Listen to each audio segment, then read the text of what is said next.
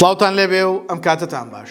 من سروود خورشید لە کەناڵی ئاسۆی زانکۆ لە خزمەتی ئێوەی خۆشەویستین بۆ درێژەدان بە ڤیدۆکانمان سەبارەت بە کەمترین کۆنمرە وەرگیراوەکان لە زانکۆ پەیمانگاکانی هەرێمی کوردستان بۆ ساڵی خوێندنی 2022-2023 تاوەکو بزانین بە پارالێل زانکۆڵاین ئێواران کەمترین کۆنمرەکان چەند بوونە، پارێزگا و گشتی چۆن بووە.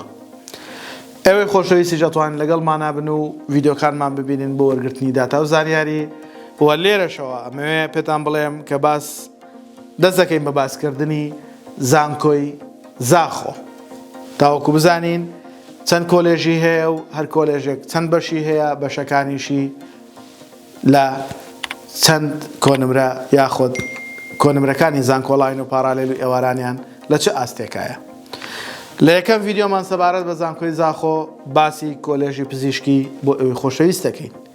با بزانین کۆلێژی پزیشکی لە زاخۆ لە چەند بەش پێک هاتووە و کۆنمرەکانی چۆنن. ئێوەی خۆشەویستیش ئەتوانن تا کۆتایی ڤیدۆ بینەر بن و داتا و زانیاریەکانمان وەربگرن. کۆلێژی پزیشکی لە زانکۆی زاخۆ تاقە بەشی هەیە کە پزیشکی گشتیە. زانکۆڵاینی پارێزگا 96 و گشتێکەی 98. پارالێلی پارێزگا 94.667 و گشتێکەی 96.868. ئەزیزانم ئەوە کەمترین کۆنمرەکان بوو لە کۆلێژی پزیشکی لە زانکۆی زاخۆ.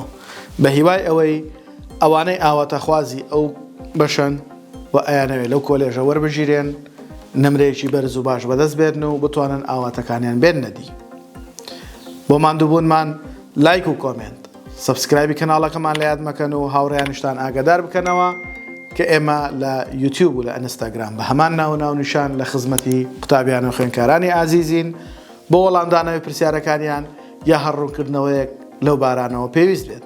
بە هیوای سەرکەوتنی ئێوەی خۆشەویست.